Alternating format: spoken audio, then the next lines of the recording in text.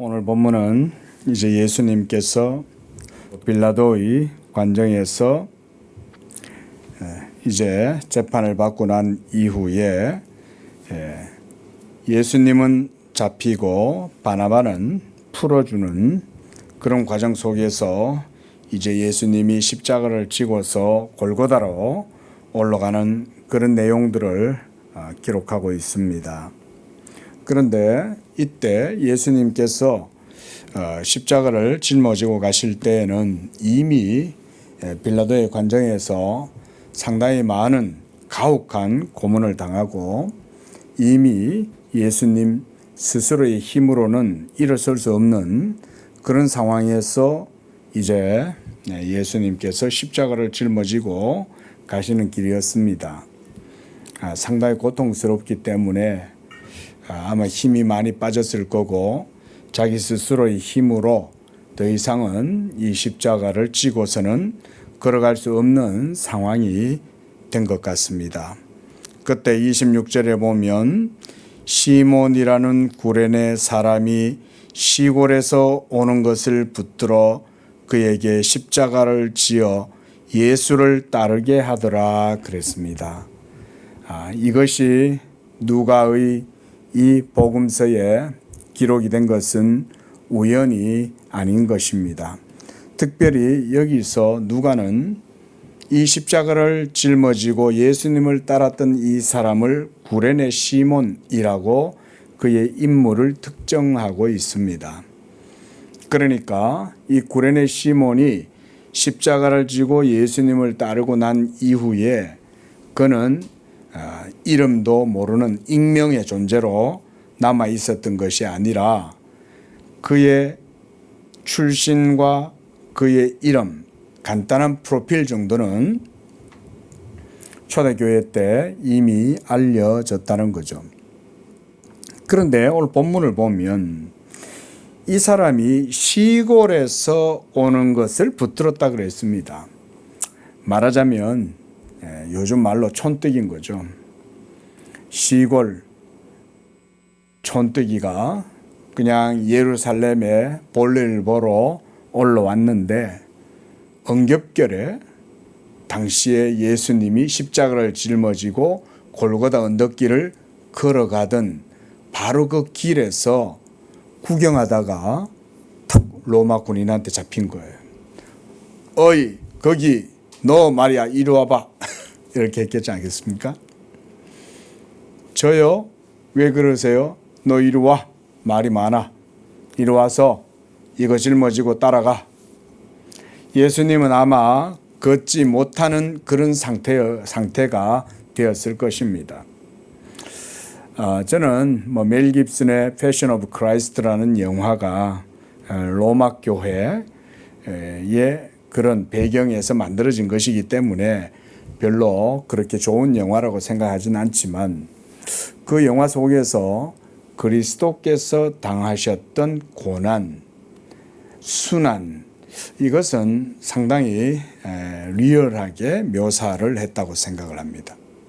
이미 이 빌라도의 관정에서 벌써 예수님은 엄청난 채찍을 맞으면서 살이 패이고 등짝이 찢어지고 그러면서 엄청나게 많은 피를 흘리면서 이미 웬만한 사람으로서는 스스로 걸어갈 수 없는 그 정도로 엄청난 고통을 당한 가운데에 이제 십자가를 짊어지고 이제 골고다 길로 올라가는 것이죠.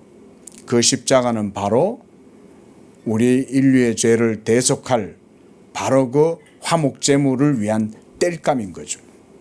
아버지요, 땔감도 있고 불도 있는데 제물은 어디 있나이까? 바로 하나님이 예비하신 예수 그리스도, 바로 그 예수 그리스도께서 하나님이 준비하신 희생 양이죠.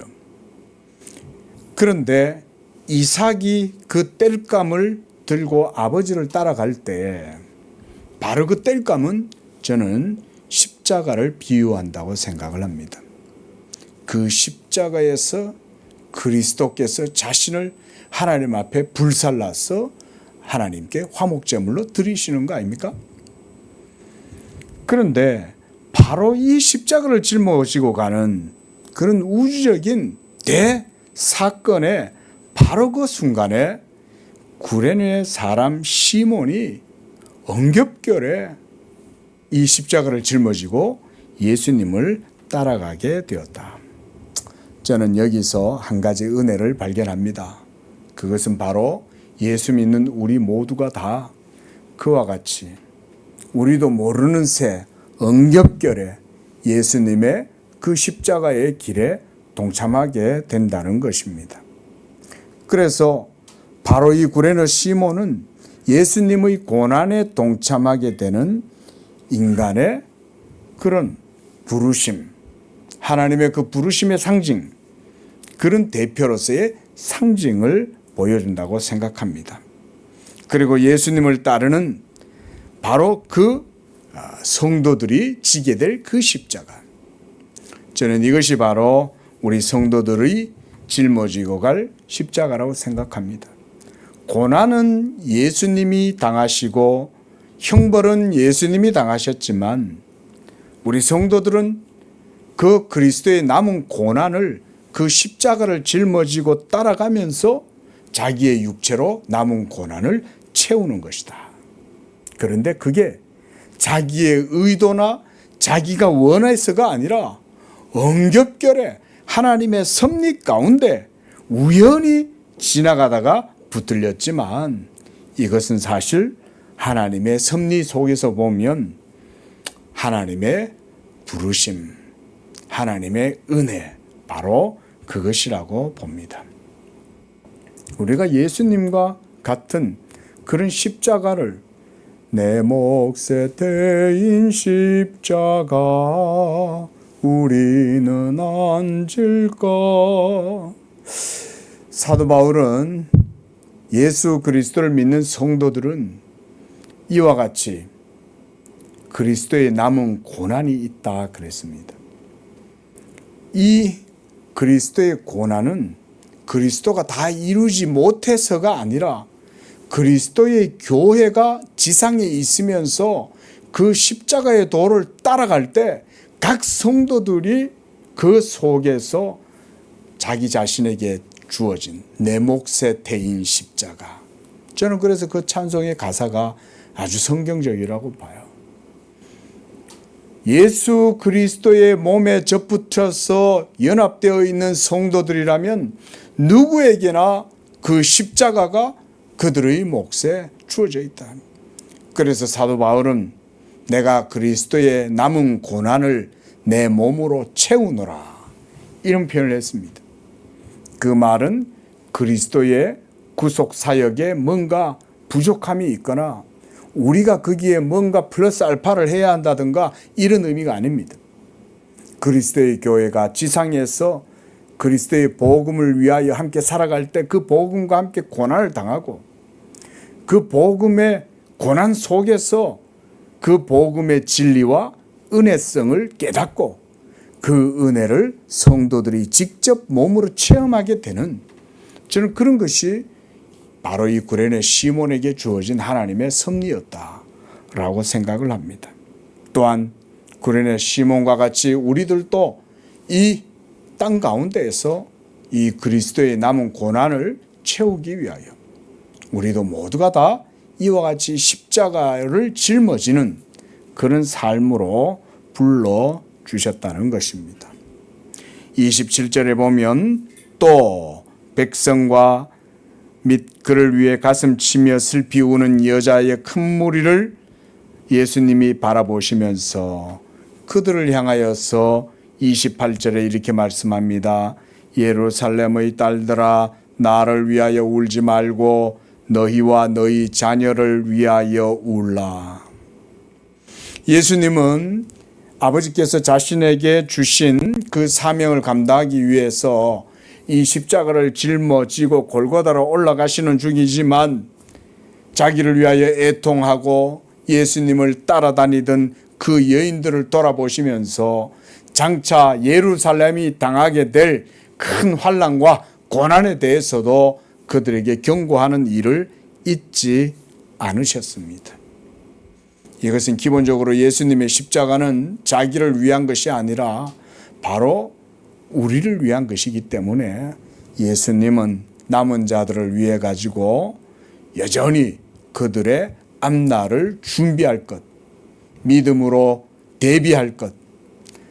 지금 너희가 나를 위하여 울지만 나를 위하여 우는 것보다 더 큰 고통과 환난이 너희에게 곧 닥치게 될 것이다. 이러면서 그들에게 이 얘기를 해주고 있습니다.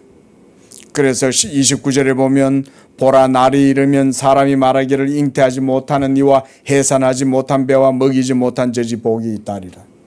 이 말씀은 달리 말하면 태어나지 않는 게 좋으련만 이런 말인 거예요.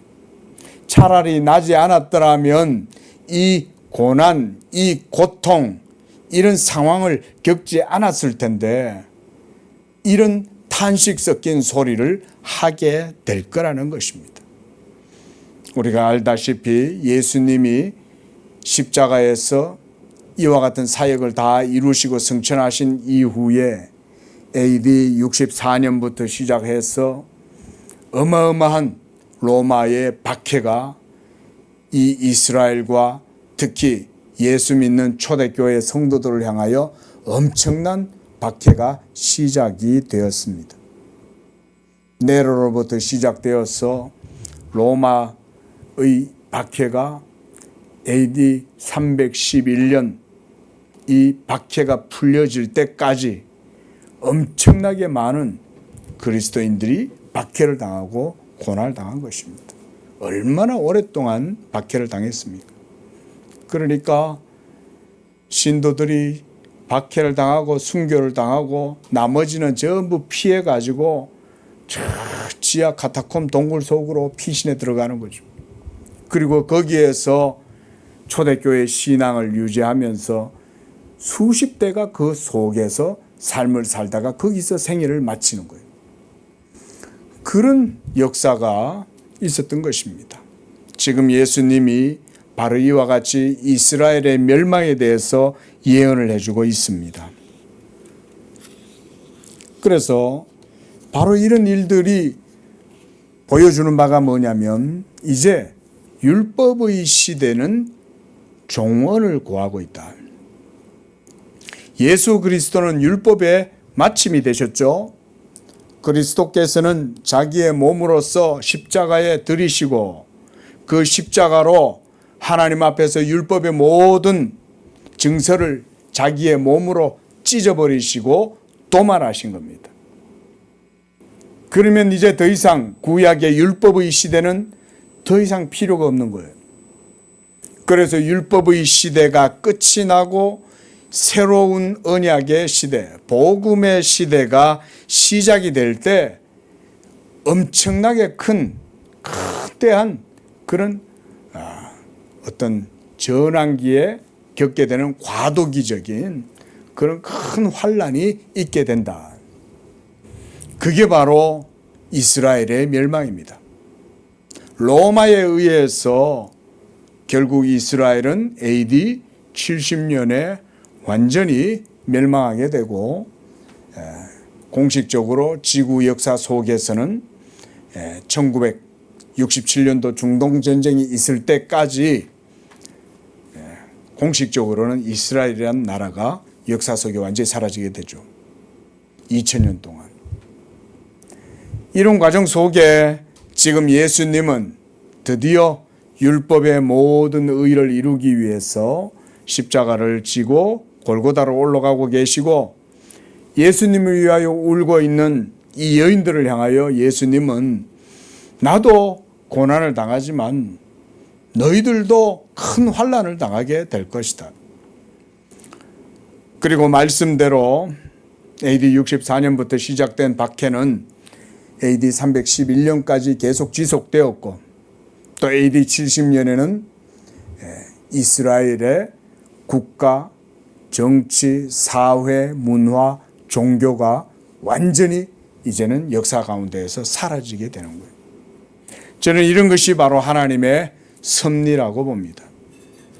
하나님께서 이제 복음의 시대가 열리는 바로 그 시점에 구약의 모든 역사가 끝나게 되고 새로운 역사가 이루어지게 될 때 바로 이런 아주 크리티컬한, 아주 이런 곤란한 이런 어려운 일들을 당하면서 끝나게 되는 것입니다.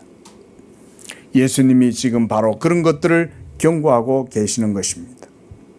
그 다음 또 하나의 얘기는 32절부터 시작이 됩니다. 여기에서는 십자가에 예수님과 함께 못 박히게 될 두 강도에 대한 내용들도 나오고 있습니다. 예수께서 두 행악자와 함께 십자가에 못 박히심으로써 죄인들의 자리까지 내려오셨다는 사실을 이 두 사람이 보여주는 것입니다.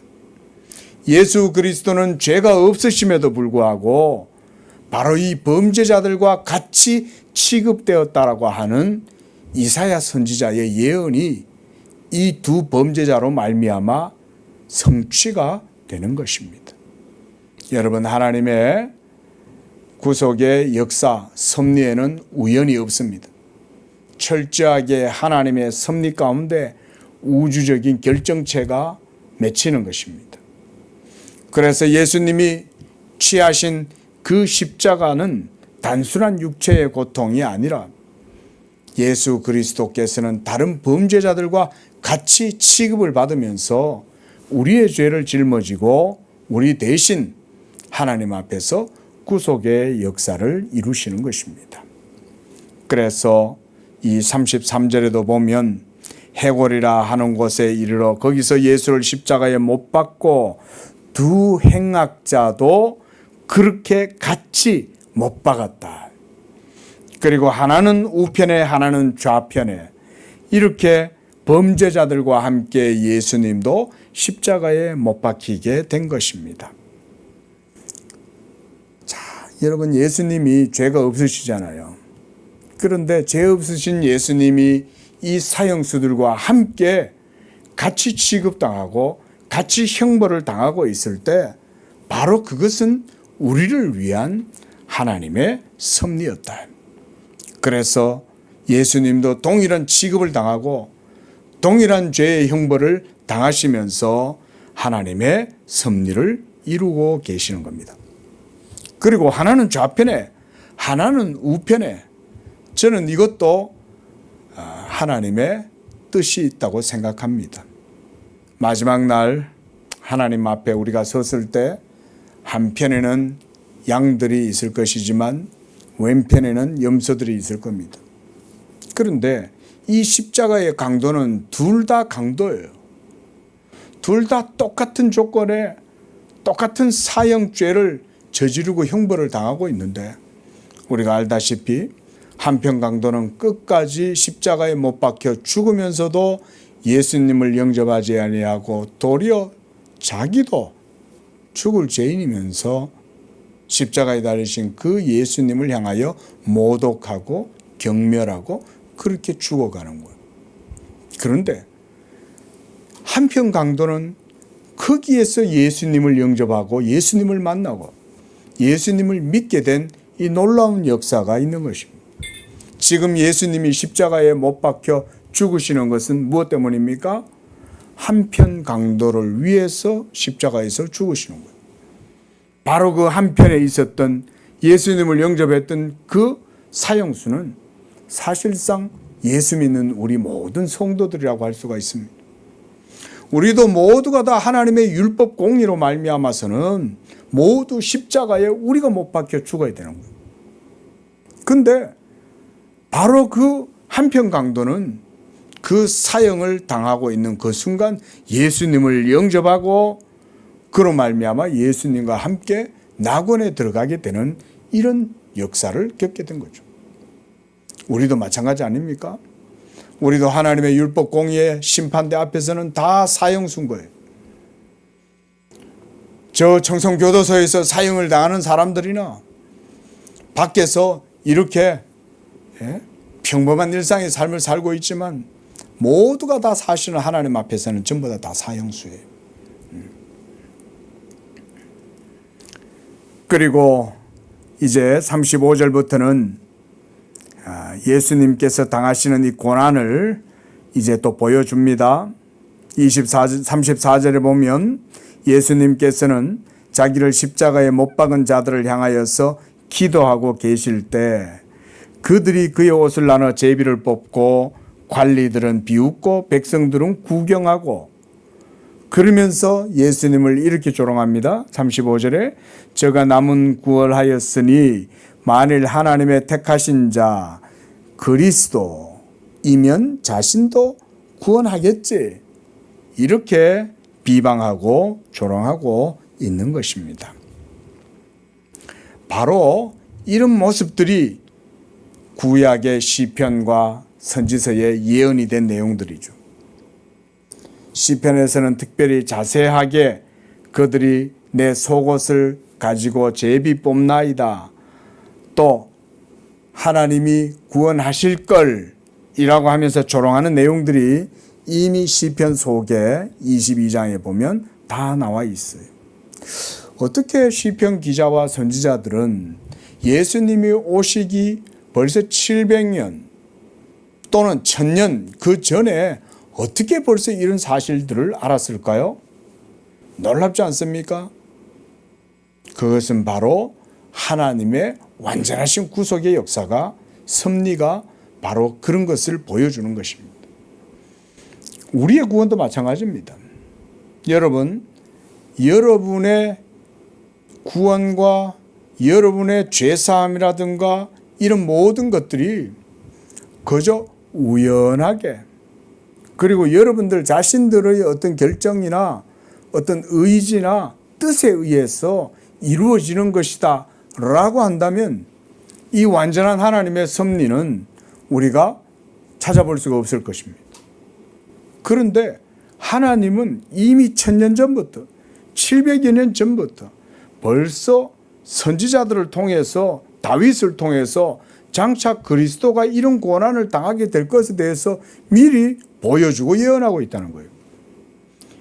이것을 통해서 우리가 알 수 있는 것은 뭐냐면 예수 그리스도는 완전하신 하나님께서 절대적인 섭리 가운데에서 영원 전부터 딱 모든 길을 정해놓고 하나님께서 이 그리스도를 그렇게 해서 세우셨다. 그리고 그리스도는 그 하나님의 섭리와 뜻을 따라서 이 세상에 오셔서 하나님의 모든 일들을 철저하게 순종하셔서 행하셨다. 이것을 보여주는 것입니다. 그리고 놀라운 것은 하나님의 구원의 방법입니다. 우리를 구원하시는 하나님의 구원의 방법은 하나님의 아들 예수 그리스도가 메시아이시면서도 멸시와 조롱을 당하고 고난을 당하고 심지어 죽기까지, 또 행악자들 가운데 한 사람처럼 여기게 되는 이런 아주 수치스러운 일들을 다 당하시면서 우리를 향한 하나님의 구원의 역사가 이루어진다는 사실입니다. 이것이 저는 놀라운 하나님의 구원의 역사라고 봅니다. 이렇게 함으로써 하나님께서는 율법의 모든 진노와 저주와 형벌, 우리의 죄책, 우리가 짊어져야 하고 우리가 당해야 하고 우리가 겪어야 했을 그 모든 진노, 저주, 형벌, 사망, 이것을 그리스도가 이와 같이 약하심으로 당하시는 것입니다. 그런데 이렇게 약하심으로 당하신 그 그리스도의 십자가가 바로 하나님의 섭리였고 하나님의 역사였다. 이로 말미암아 하나님께서는 모든 진노와 저주를 다 소멸해버리고 폐하여버리고 우리를 향하여 정죄하고 쏘는 율법 정서를 십자가에서 아들이 자기의 몸으로 찢어버리신 것입니다. 이게 얼마나 놀라운 하나님의 지혜로운 섭리입니까? 이 모든 것을 그리스도만 아시는 겁니다. 그래서 그리스도는 이것을 알기 때문에 그래서 묵묵하게 지금 이 십자가의 길을 걸어가고 있는 것입니다. 그러나 34절에서 그리스도께서는 아버지여 저들을 사하여 주옵소서. 자기들이 하는 것이 무슨 일인지 그들은 알지 못합니다. 이 예수님의 말씀 안에는 몇 가지 의미가 있다고 봐요. 먼저는 지금 내가 약함으로 십자가를 지는 것이 하나님의 의를 이루는 하나님의 방법입니다. 그러나 이 하나님의 비밀한 섭리와 사역을 저들은 도무지 알지 못합니다. 그래서 저들은 나를 행악자 중에 하나로 여기고 나를 십자가에 못 박아 내어주었지만 사실은 그것이 바로 하나님의 섭리였습니다. 예수님이 지금 이 말씀을 하고 계시는 것입니다. 그래서 35절에도 보면 하나님의 택하신 자 그리스도, 바로 이것이 기름 부음 받은 택한 종 이 말이죠. 바로 예수님을 메시아라고 자기 자신들도 지금 이렇게 말을 하고 있는 것입니다. 그런데 하나님이 우리를 구원하시는 방법은 메시아를 통해서 바로 십자가에서 죽게 하심으로써 우리에 대한 구원의 역사를 이루시는 것입니다. 하지만 그들은 이것을 알지 못했습니다.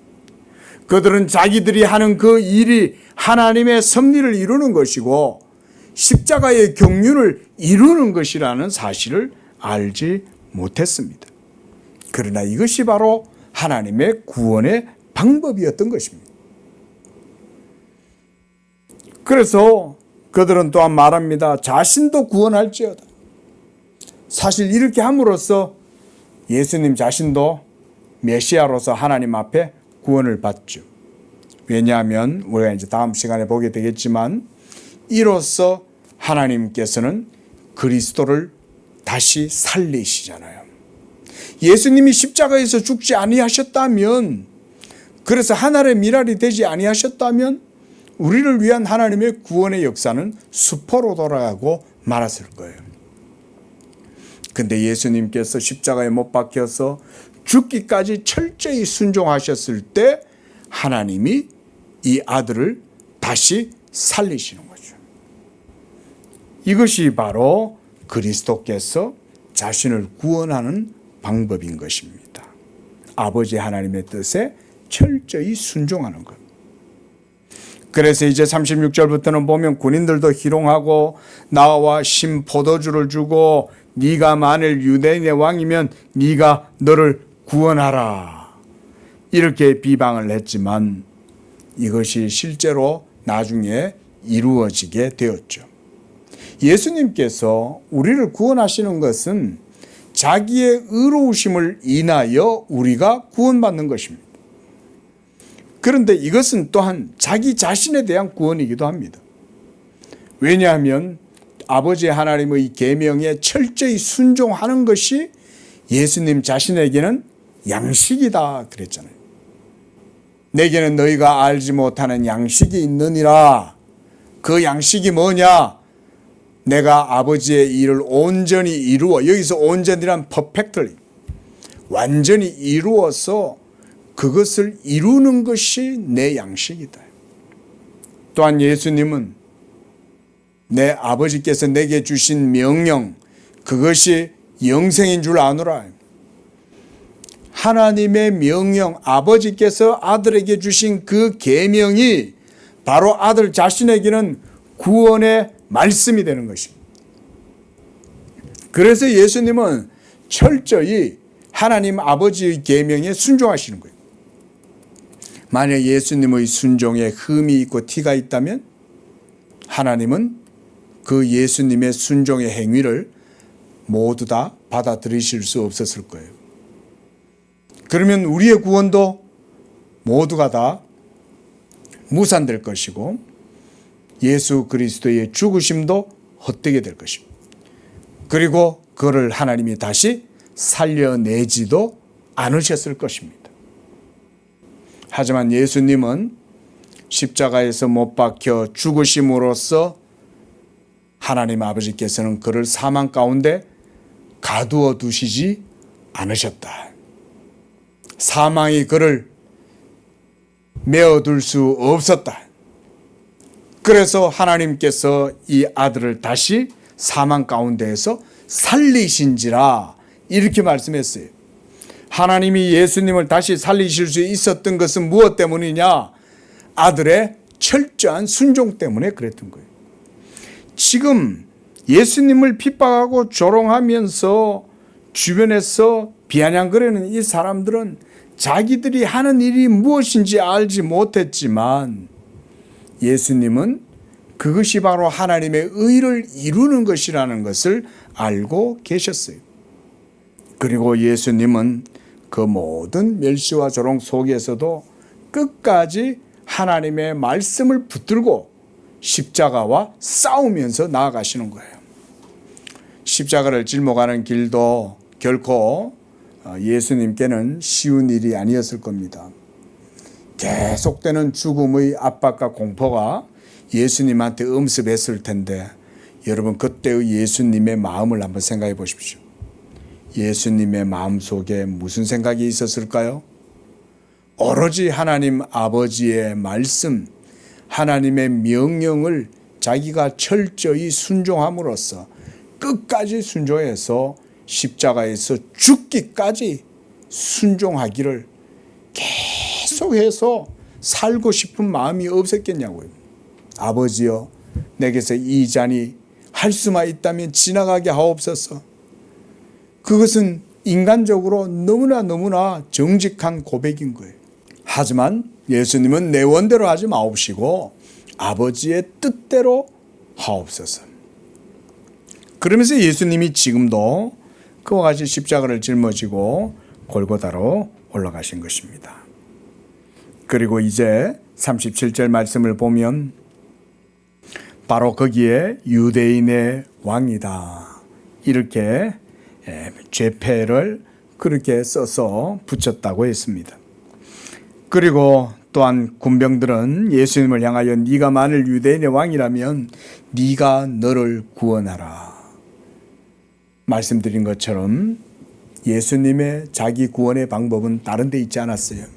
자기의 힘으로 모든 원수들을 물리치고 하늘의 천사들을 12형 더 되는 천사들을 불러가지고 모든 불의의 세력들을 다 멸하고 이렇게 하실 수 있었지만 그것은 아버지 하나님의 뜻이 아니었어요. 아버지 하나님의 뜻은 하나님의 율법에 철저히 순종하고 그것을 통해서 자기 자신을 하나님의 희생양으로 번제로 바치실 때까지 철저히 죽기까지 순종하는 게 바로 하나님 아버지의 명령이었습니다. 그리고 그 명령에 순종함으로써 그리스도께서도 자신을 하나님 앞에서 구원하실 수가 있었던 것입니다. 이렇게 해서 이제 예수님이 십자가에 못 박히시게 된 것입니다. 십자가는 하나님의 우리를 향하신 모든 요구, 율법의 요구의 마침입니다. 그 율법의 마침이 되시기 위해서 예수님이 지금 십자가를 짊어지신 것입니다.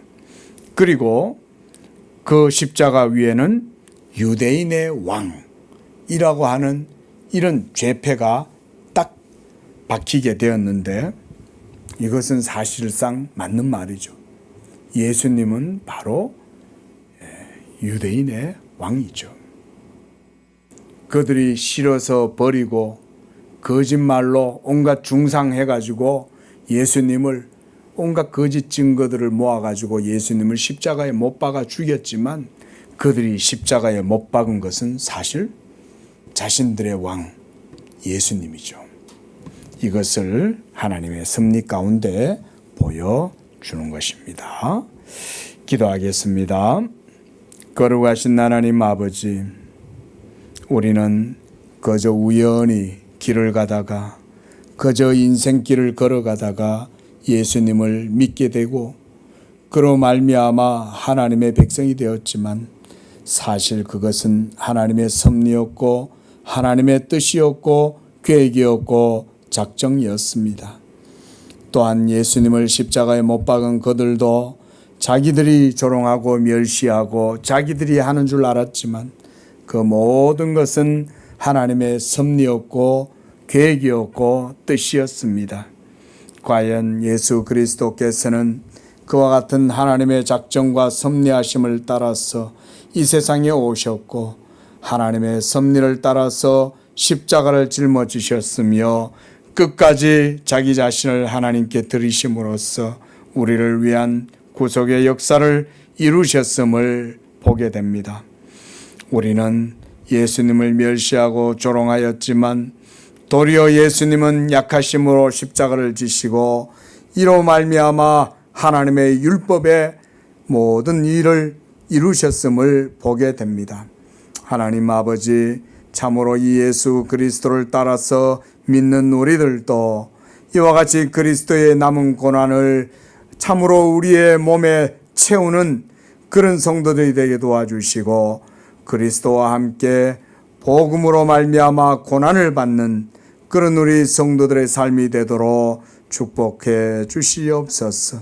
이 복음으로 인하여 우리가 구원을 받았을진데 복음과 함께 고난을 당하는 그런 복된 삶으로 우리를 인도하여 주시고 우리가 그런 일을 당할 때에도 두려워하지 아니하고 끝까지 하나님의 뜻을 따라서 나아갔던 예수 그리스도를 바라보면서 내 몫의 대인 십자가 나도 짊어지고 주님을 따라가는 그런 성도들의 삶이 되게 도와주시옵소서.